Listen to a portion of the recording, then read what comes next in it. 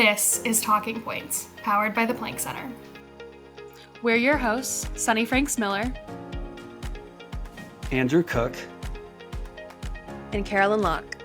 We'll be bringing you exclusive conversations with both emerging and seasoned professionals to talk about various topics associated with our Planck Center resource guides, which are available for free on the Planck Center website, by the way. From mentorship to workplace confidence to making big moves, you'll hear it all from the brightest minds in the field. This season is tied to the theme of making the next big move. In the upcoming episodes, we'll talk about what happens when you're gunning for that next big promotion, looking to grow within your current role, or deciding it's time to leave for the next great opportunity. So join us every week as we shine a light on the new voices in our field, learn from industry experts, and talk about the future we aim to build together. Thanks for listening. Welcome to another episode of the Planck Center's podcast, Talking Points. We're your hosts, Andrew Cook. And I'm Carolyn Locke, and today we'll be focusing our theme of the episode around the expansion as part of our Making the Next Big Move resource guide. The expansion, expanding within a role is, often less formal and less glamorous than a promotion, but it isn't less important. Knowing how to identify opportunities to grow within your role and take on more responsibility can help you set that up for your next big opportunity. And today we have with us the lovely Thien Ho. She is a communications and public affairs executive who has had experience growing in many roles across many different industries, including sports, government, restaurants, and entertainment. So welcome, Thien, to Talking Points. Thank you so much for taking the time out of your day to speak with us and the rest of the emerging leaders audience who will be joining us on this call today. It is my pleasure. Hi. But to kick things off, we'd just love for you to walk us through your career and kind of how you got to where you are now. Well, thank you so much for inviting me to be here. I'm really honored to have this conversation with both of you and your audience. I've been thinking about how I got here a lot. I think about how I get here every day. And I think what I like to just kind of step back on and think about is really the purpose, right? And I think after I think about how I've gotten here, there's been a red thread throughout my career. And something that I find now to be my North Star and my why. And I think I'll start with that, and then it will make sense the way my career has really kind of shaped up. But after many, many years of figuring things out in my career, I really truly believe that my purpose is to build communities by connecting people through shared stories and lived experiences. I came to this given the different roles I've had, different results I've had, and things that really light me up inside and just made my work more purposeful. And this truly has been a North Star for me and a big purpose-driven way to think about how I choose my career. So first and foremost, I never wanted to be in PR. I never wanted to be in communication. Didn't know that kind of life existed. I wanted to tell stories. And the only way I knew how to tell stories was through journalism. And that's really what I wanted to do, right? I started seeing the communities around me and the pain and the struggle, but also the joy. And those were the things that within my community I really wanted to share. Having grown up in downtown LA and all. So my purpose was really to tell stories. But that took a real big sidetrack when the Dodgers actually started an internship program in my high school. I didn't like sports.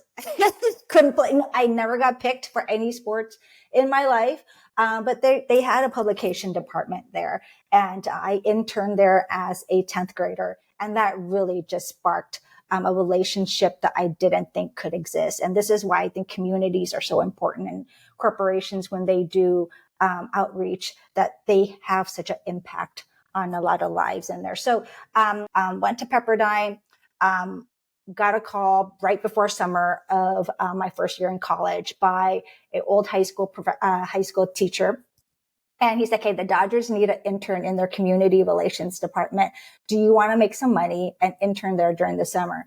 Yes, of course, right? So I was the catch-all. I wrote fan letters. I replied to fan mail. I did whatever it took. We didn't even have the internet back then, guys. So that was my experience. I quickly pivoted from this journalism career into a community relations role because I saw the impact I was really making, and connecting the communities along with the stories and really connecting people through lived experiences at a very super junior, naive kind of level. But it felt good and it felt right. So I actually worked there after graduation. I worked there for 6 seasons, met so many. I mean, it's just incredible the mentorship I had there, along with the community folks who have built the basis of my career. So when it was time, I joined Panda Restaurant Group, right? As you know, Panda owns Panda Express. And I actually joined more so because I had government relations background. I was there to help them build the stores. They were at growth mode. It was 500 stores when I came there. And by the time I left, it was over 2,000 stores. And I think there's 3,000 restaurants at this point. So they wanted to build restaurants. I knew how to work the city and help navigate that. But while I was doing that, I was going to Hawaii. I was going to different places to help build the stores. In terms of permits, people didn't know who Panda was, right? So they're like, there wasn't a personal connection when I was telling them about the Panda story. They assumed it was just like this big giant organization with like no heart, and they're just trying to sell fake Chinese food and blah, blah, blah, right? Which really got on my nerves because the founder are lovely, lovely people. They work their butts off, and it just was such a great family story. I needed to tell that story. So the opportunity came in which it's like, hey, I know I'm in this government relations role, but I need to tell your story and I need the material to tell this story. I need to go out there. And they're like, why don't you just create it? Right. So there's that opportunity there, that was presented to me to really create this corporate communications function. And I work with our CMO and our founder. It became a corporate communications function. That was fantastic and helped my career. And more importantly, we were able to build stores and really build relationships and understanding of who Panda really is. I stayed within the corporate world a little bit with restaurants. After Panda, I stayed there for 12 years, which looking back was amazing. I mean, I probably one of the best places I've ever worked in my entire life. But then I wanted public company experience. Like I wanted to understand what all the ticker meant and what the stock stuff is. And I just had no knowledge of that. And the opportunity came to work for a publicly traded organization. And so I went to Dine. I took a year off after working there for close to 3 years. It just so happens to coincide with the pandemic. So I was freely at home with my children and my husband and just really allowed to be safe, luckily. But also it gave me this opportunity to reflect a lot on what my purpose in life was and what I'm going to do, like the second half of my life. So time came to going back to work, and I worked for the wonderful company, family owned, founder led. The Resnicks are wonderful, fantastic, smart people, some of the smartest people I've ever met at the wonderful company. And I did corporate communications, and then Sony came calling. And I joined. I didn't think I would go back in entertainment again, but I did. And then decided after that it was really time to kind of take a step back. And my daughter was, she started 12th grade. She told me once, she's like, this could be the last year we would have all these memories together, right? So my son was starting the 9th grade, and it just was the right time for me to take another step back. And I'm super grateful and that I have this opportunity to do so, and started consulting, which has been so much fun. So much fun because I get to work with so many different companies. And we'll see where consulting leads. I do love being in-house. I find that the way I learn, the way I approach life kind of speaks more to being in-house, but I'm really enjoying consulting at this point. That's awesome. Wow, Yeah. you've had a whirlwind of a career. Thank you so Yeah. much for taking us through Yeah, that. sorry it took so long. I just, Oh, no, you you're know, there's a lot good. of years in there. We appreciate it. No, Yes. Yeah. no, not at all. That's exactly what we want. What we want to hear, Good. and what we want to learn from. And um, just to kind of tie it into kind of what we were thinking about for this week's theme, or this episode's theme, focusing on the idea of expanding within roles. Right, you've had a couple different roles where you've been there for several years, and I noticed as you shared your career journey, you didn't say like what your title was or what your position is, and a lot of people sometimes associate career growth with like the hops up the ladder, right, or the specific like job titles or positions or promotions. Yeah. But like you've shown, like you had those opportunities where you were able to expand your role, like within your current role, Yeah. and take on a new growth opportunity. So how do you think young leaders in communications can proactively seek out those opportunities to expand the work that they're doing without waiting for, a formal promotion or being told, hey, now it's your job to go and do this? What do you think? Yeah. What do you think was the way that you were able to do that? Yeah, I think I'll take my son's, like my son's a soccer player, right? He's a keeper, and he's always in the game. And I didn't appreciate this about him, but I think that his head is always on every play, even if the ball isn't coming to him, right? And the point in that analogy is that you got to remain super curious and in the game constantly, whether or not it's your play or not, because you can see it from far away. Like, and in fact, and when you're younger in your career, you have the advantage of sitting back just a little bit, right? And seeing all the plays that are happening, and you can identify like, hey, I would do this or that. But the point is to remain curious about your business and your industry and to be enthusiastic about it. I love geeking out on stuff. It's just the way I learn. Like I want to know, I read the book from like point one, A to Z. Like that's just, I used to hate that about myself, right? I'm like, oh, I wish I could be like, my husband doesn't read A to Z, but he knows everything. And I wish I could be like that, but I have to do that. But that allows me to really geek out about something. And I think that when you geek out in your industry, or your business, what your game, you just know certain things by osmosis, right? And that allows you the opportunity to run up to the ball or not, right? And that's how I would approach your ability to learn and be in the game, even though you may not have a role just yet, because you will, right? The ball is coming to you one way or another. It will come to you, but you got to keep your head in the game. And that would be like my best advice on how to remain, to make yourself available before any promotion is given to you. I love the analogies. You're having your son being a soccer player is, there's always parallels from different industries and such. Yes. I love that. Especially for someone who didn't come from a sports background. You said, Yeah. look at you now. I've got plenty of analogies. I've got plenty of analogies for you. We're all storytellers, right? Like you find it everywhere. Oh yeah, that's innate in our role as communicators. Yeah. So when identifying these new opportunities to expand within your role, sometimes you would collaborate with your manager and kind of have these one-on-ones, talk about, what more you can do. Do you have any tips on how to effectively communicate with your manager and how to create new opportunities within your role that, you may have been seeing around or are not formally given to you in your role? I think the biggest lesson I learned maybe in my late 30s was to never make it about myself. And I think it's very easy when you are thinking about your career that it's, you center your career in it. But I would just flip that just a little bit where don't make it about yourself. It's not about you collaborating. It is you understanding the business so that you are ready to be able to support and collaborate with your manager.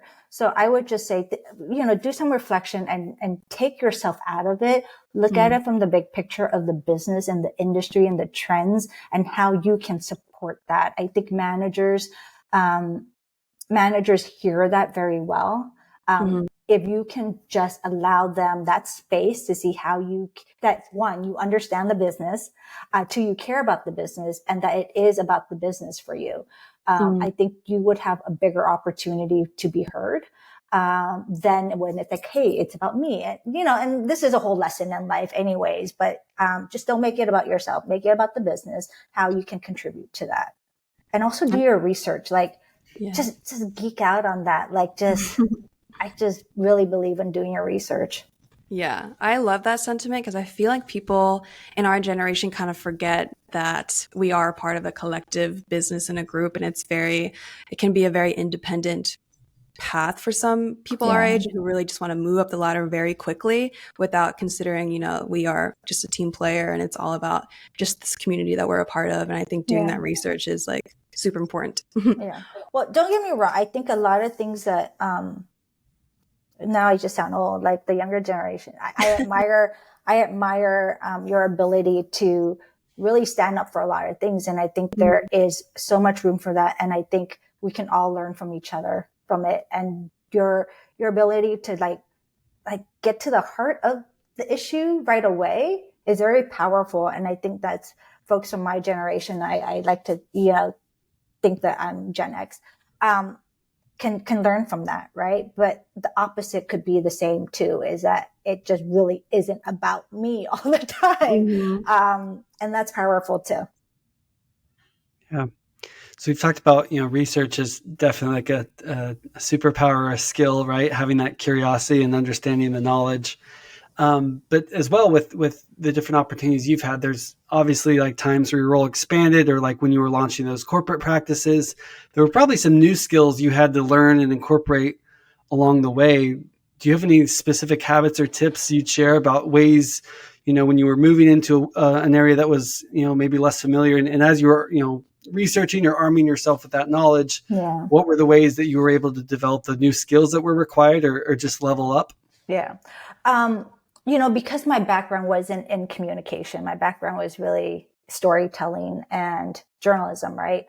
I didn't have certain habits right away of, plans and comms plan and strategy plan and all this other plan, right? Like that was actually new to me, learning that in my mid of my career, late to mid of my career, learning to create a process that I can present to my managers to see, to illustrate the strategy behind that. It wasn't enough for me just to have it in my head and know how to like navigate it, but I need to put that out there on paper.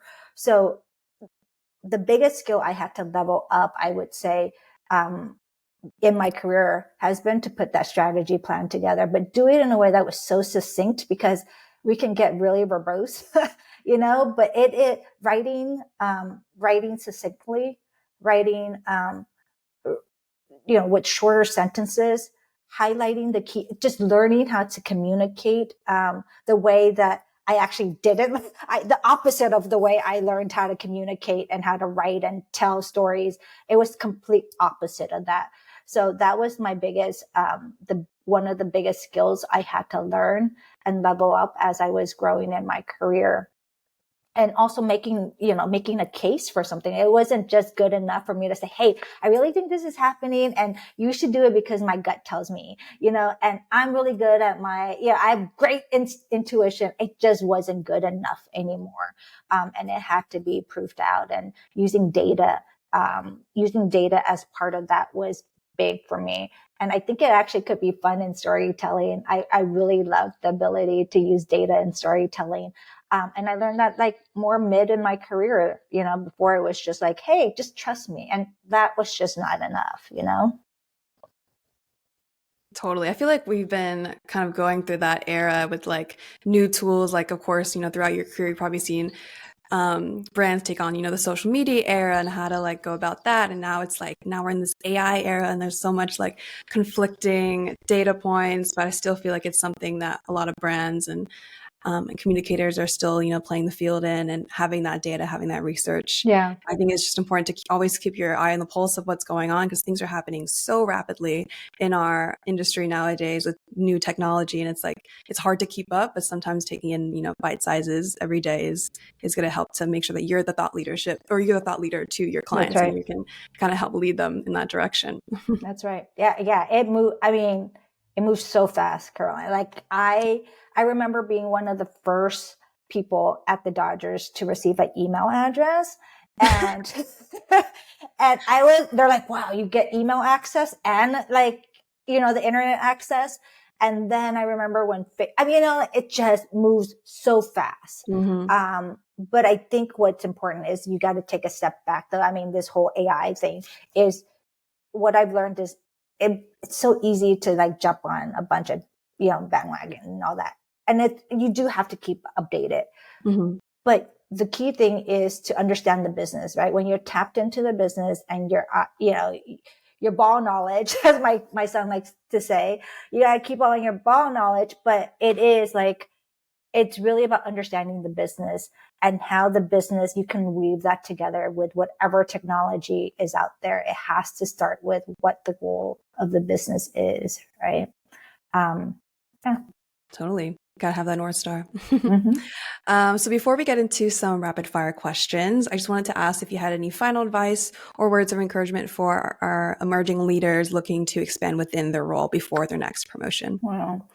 Gosh, I really do love the way the current, your peers and your cohort of leaders are really impacting the world, because it's holding up a mirror to my generation of comms folks. Sometimes it's frustrating because we're like, wait, we didn't do that. But then it also holds us accountable too, and just a reminder that things are always changing, and it keeps us on our toes. So I think what you guys are doing at this point is there's a lot of things for us to learn from as well. But I think some of the few things that I've learned in life, and I tell my kids this, I try to tell myself this, is that be okay with failing when you're much younger in your career, right? Mm-hmm. Especially when you're under the care of people you trust.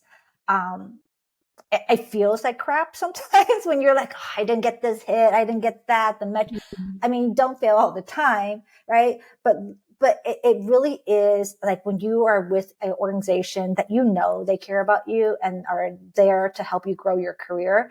Like sometimes it's okay to take that risk that maybe you like thought twice about, right? Like take these calculated risks, because if you fail under the folks who care about you, like you're going to grow so much further. The key there is to learn and acknowledge it, right? But like there's something so safe and so powerful and empowering now that I think back and reflect on my career, to be able to fail. I'm sure I failed so many times. I just didn't know it because these people cared so much about my career, that, you know, they allowed for that.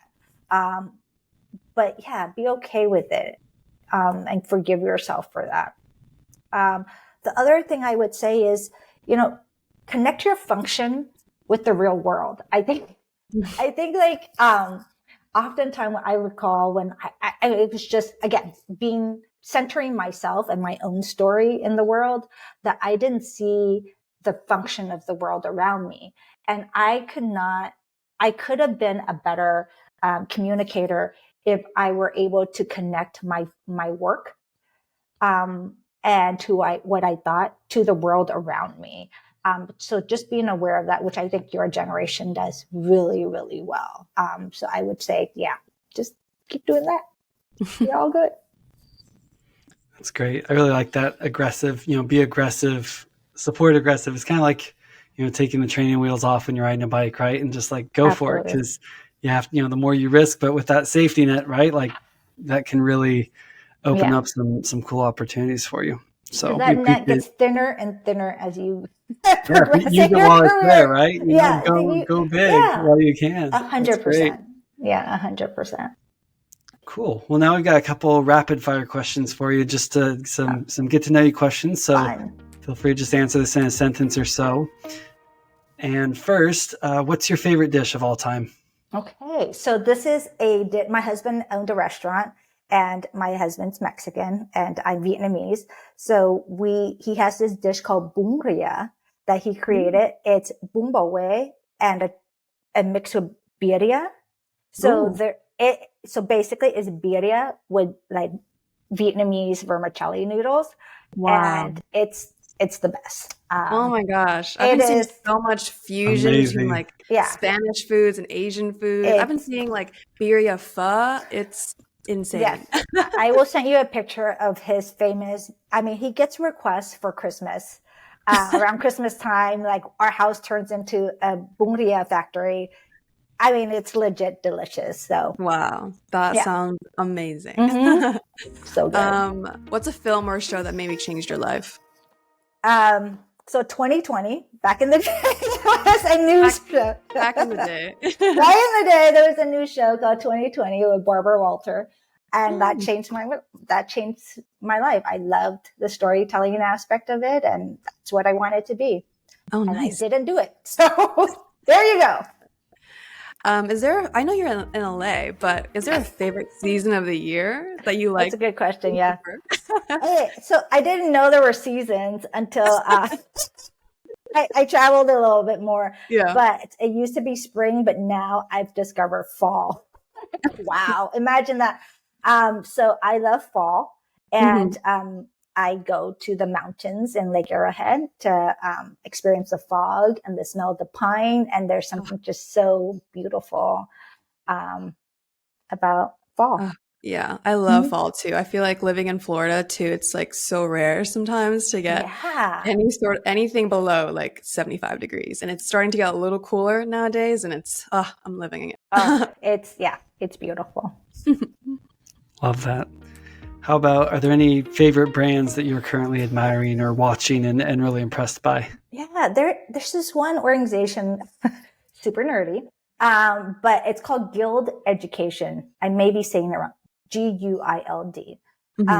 They basically are a third-party education supporter for big businesses, right? To help upskill employees, as like the job market changes and everything.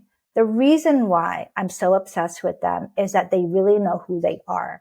Everything that they put out, from like the thought pieces that they have to even their sizzle reel, they just know who they are.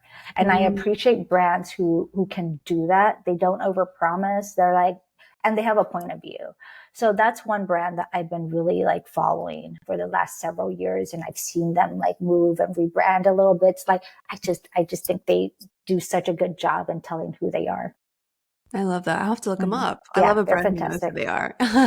Yeah. And then last question. I know you started out in journalism and now you moved up into the PR kind of realm, but what would you do if you didn't work in communications? Okay, so I've been lucky enough where I've done it throughout my career as a communicator, right? So I've owned businesses. I've owned a couple of nail salons, as one does. Oh, yeah. I've owned, my husband and I had a restaurant. We had an event space. So like the entrepreneurial part of me has been very satisfied even while I was doing communications. The one thing I have not yet done is to be a children's book author. My son and I collaborated on this book, or the story. Actually, he told me when he was 7, and I recorded. I have a daughter too. It just so happens that all your question somehow relates to my son. My daughter's fantastic. She's friggin' awesome. But it's this beautiful story that he told me because we were just spitballing, and I've yet to finish that. And that will be what I will be doing soon. All right. Thank you so much again, Thien, for joining us today on our Talking Points podcast with the Planck Center. We really appreciate all the insights you gave us into your career and how, our emerging leaders can kind of approach that expansion in their role as, they wait for their next big opportunity. But we appreciate your time, and thank you to our listeners who joined in. And with that, we'll see you in our next episode. Thank you. Thank you for having me.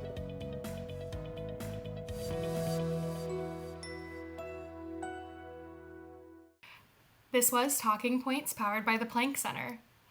You can find the resource guide for this episode on planckcenter.ua.edu under free resources.